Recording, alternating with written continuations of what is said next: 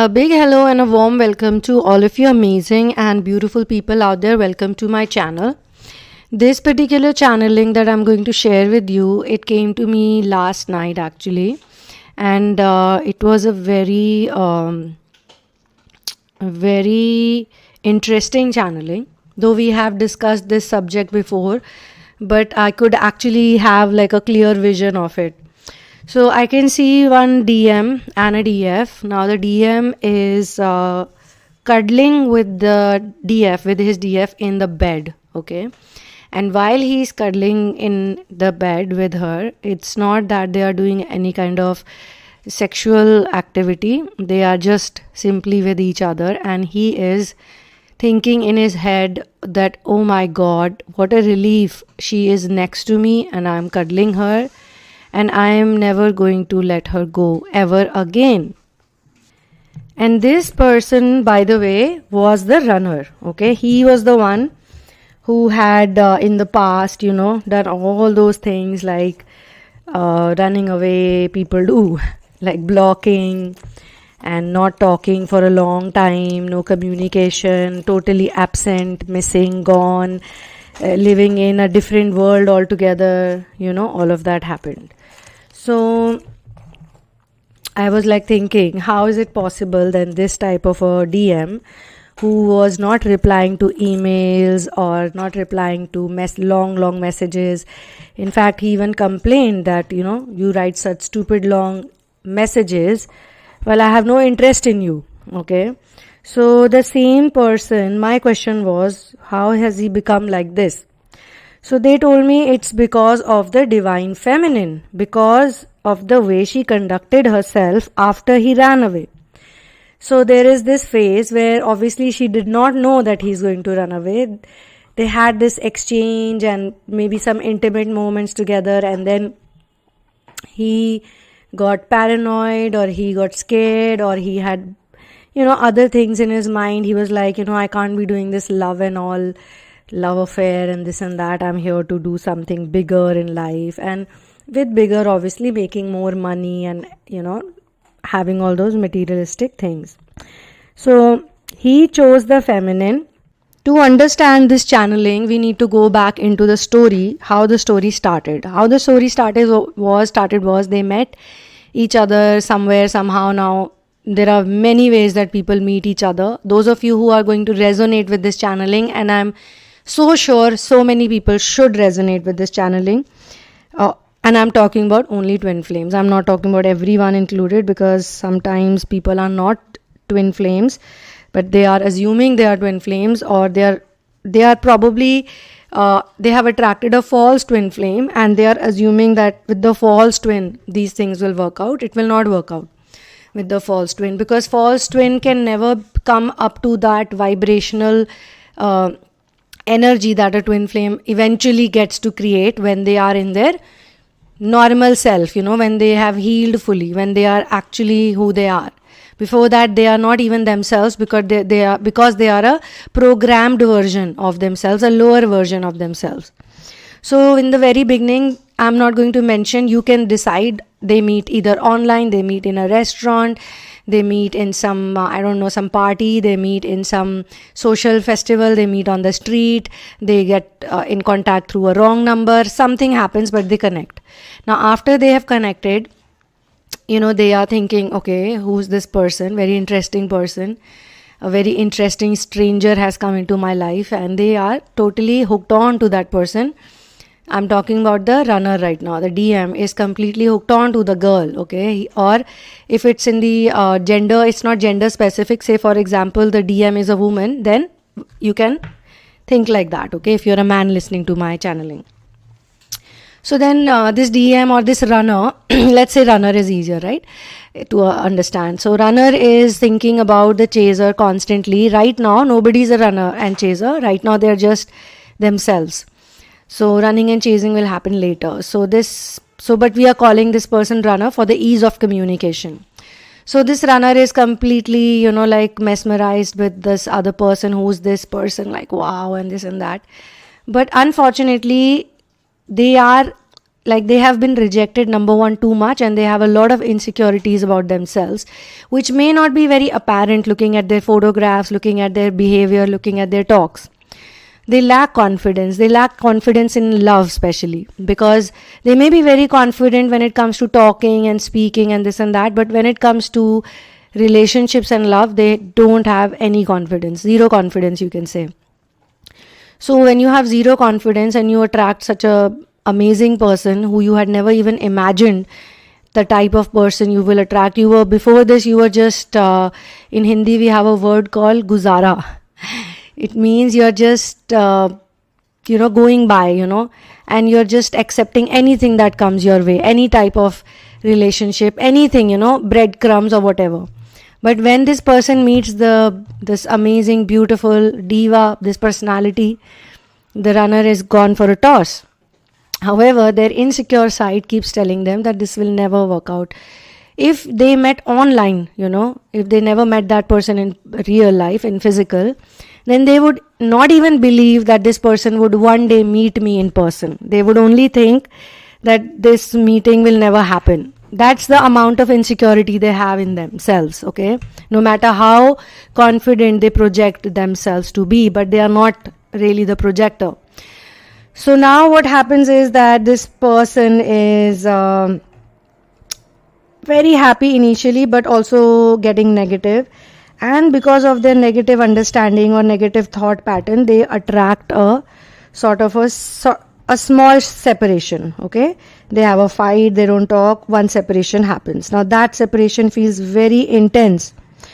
I can say small separation for some people can be 10 days, 5 days, but here in the twin flame journey, small separation means a couple of months, 3 months, 4 months, 5 months, few months. So few months later, something happens and they connect again. And this time he is very happy because he really missed her. And he was thinking that I should not have fought with her. I should not have done any of that. Now that she's back, I'm going to stick with it and I'm going to be a nice person. But he is still not sure if this girl is going to meet him, if she feels the same way, or what the hell happened last time. I don't know. And can you believe it? It was the DM only, the runner only, who had ran at that time also. So now we are getting to establish that one person is a runner. So obviously the other person has to be chaser. The other person is also chasing the idea of love or chasing that person. Okay, so this runner chaser cat and mouse game has started now, and this runner chaser going away, coming back happens few times, literally. They have not even met each other. Some of them have not even met each other, but they have already fought couple of times and blocked each other couple of times and said, get lost and this and that. And then something happens, one person unblocks the other person sees it as an opportunity and they start talking.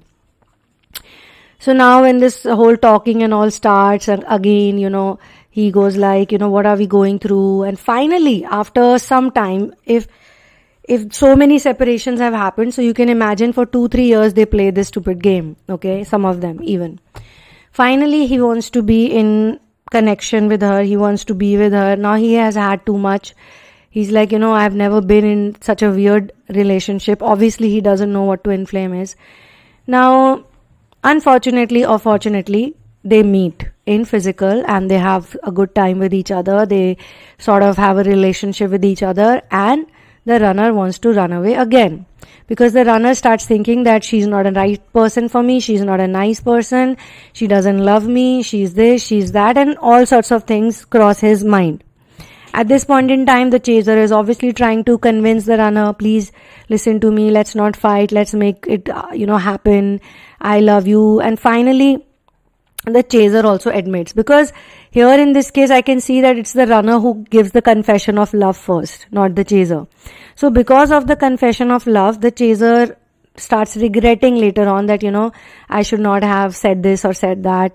Though they may be saying the right things to each other, both of them, or they may be having a normal relationship if they were normal, but they are not normal. They are twin flames. So they have this kind of a tug of war, cat and mouse, Tom and Jerry game. Now that I'm talking about it, I'm making it sound very humorous, but when when two people go through it, when you are going through a dark night of the soul, or you want to cry your heart out, that time it's not funny. It's always funny and humorous when you have passed that stage of grieving and crying and complaining and banging your head against an invisible wall and blaming 100 people and blaming God, and you've done all of that. At that point in time, it's very painful. So I always tell people, when you work on yourself, when you do inner work, then it's not that painful after that, because you learn to accept it. You learn to accept the pain. That pain is going to be there. You can't help it. But you can't keep holding the pain like an idiot. You can't keep worrying and living in fear. You need to find a job. You need to get to do something. So maybe this time the feminine says, okay, get lost. This man is crazy. He keeps running away from me and I keep pacifying him, and I'm also crazy and he's also crazy and we both are crazy. We both should be crazy in love with each other, but we are crazy fighting with each other. We are at war with each other, and I don't want to fight anymore. I am done. I'm now going to do my inner work. I'm going to work on myself, get my business done, get a job, make some good money, and look good and look healthy and fit and happy, and do my mission work and be amazing. Because she figures it out, and now he has not figured it out, any of this. Say they are in separation for 1 year, 2 year, 3 year, 4 year, 5 year, whatever. And it's unbearable for him because he can stalk her, he can look at her, he can do whatever, all those things, but he cannot talk to her because he has a very big ego.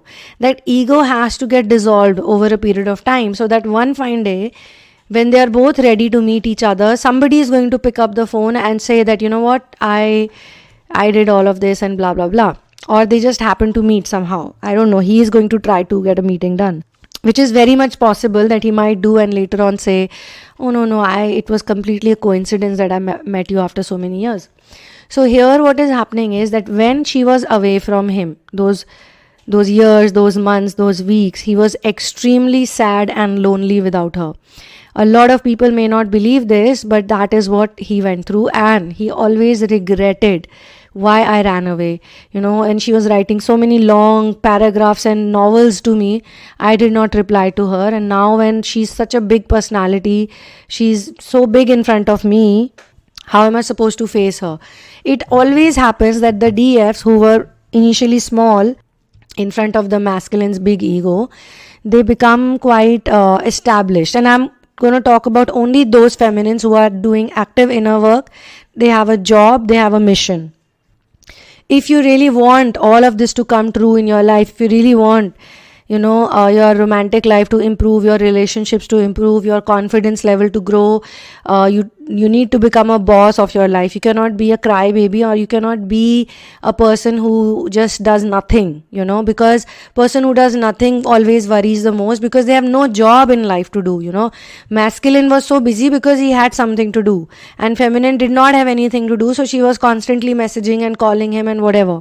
Or maybe it could be that dark night phase of her life where her business was not working, her job was not working, everything was messed up and all, and she had nothing better to do but to think about the DM. However, she realizes this later on, and she works on himself. But on the other hand, the masculine's turn is to now regret and cry and feel bad and miss her, and then if he sees her with another man, it's worst thing for him. He is like, he forgets his time, he forgets how he was flirting with other women, he forgets what all he was doing, but he now can see, and she doesn't care, she doesn't give a rat's ass. I'm being very honest about it. No matter how it sounds, she does not give a rat's ass. She goes like, I'm the boss, I'm the diva, I'm the goddess, I don't want to chase him anymore or anyone. She even forgets about him. Can you believe that? She forgets about him. She's not thinking about him. When he gets back to her life, that time she's definitely not thinking about it at all. That it is even possible that he could come back to me, or she stops thinking about him. She's living a new life. A new chapter has started. So when she's living a new beautiful life, an empowered life, a free life, a life full of wisdom, he cannot take it anymore because the tables have turned, the energies have shifted. Finally, I'm not going to go into the middle part, whatever happened over there. Finally, it so happens that somehow they get in touch with each other again. And with all those sleepless nights and regrets, the pain of losing her, the fear that she'll never come back to me. Also, this is happening because initially when he was running away from her, he thought that it's not true love. For him, he had his own list. Everyone has a love list. I'm sure you all also have it. So when people have their love list, they try to proceed in their life using that love list as some kind of a, like how when we check the papers, we have the answer book, right? We have the answer sheet. So we say these are the correct answers and these can only be the correct answers. So you have some list over there which you feel it's going to be the absolute correct list. So he thinks that she's not going by the list. I don't see her doing anything that the list is telling me. So that means it's not real. And then he can go and have a conversation with his father, mother, brother, sister, some stupid best friend who has no idea about what's happening to him any which way in his own life as well. So they have these type of friends, usually the DMs have these type of friends. That's why they are runners. The runners are surrounded by people who are telling them to run. The runners are constantly under pressure because, their friends or their so-called well-wishers are like always telling them, dude, this is not right. This can't be love. Come on, what are you saying? She's fooling you or she's playing with you. Don't go too close to her because she's going to destroy your life. She's not a kind of girl who's in love with you and this and that. And if they have some major difference like social status or age gap or education or country or border or anything, then you can imagine what all would happen. All the great advice that he was getting. So over a period of time, he realizes that all the advice that I was getting was stupid advice. It had no relevance in my life or in her life, because whatever she is doing some really boss moves, she's doing some really big things in life, and look at me. All I'm doing is, thinking about whatever she's doing and how she's doing and blah, blah, blah. So then he goes through a very, very intense dark night, my friends.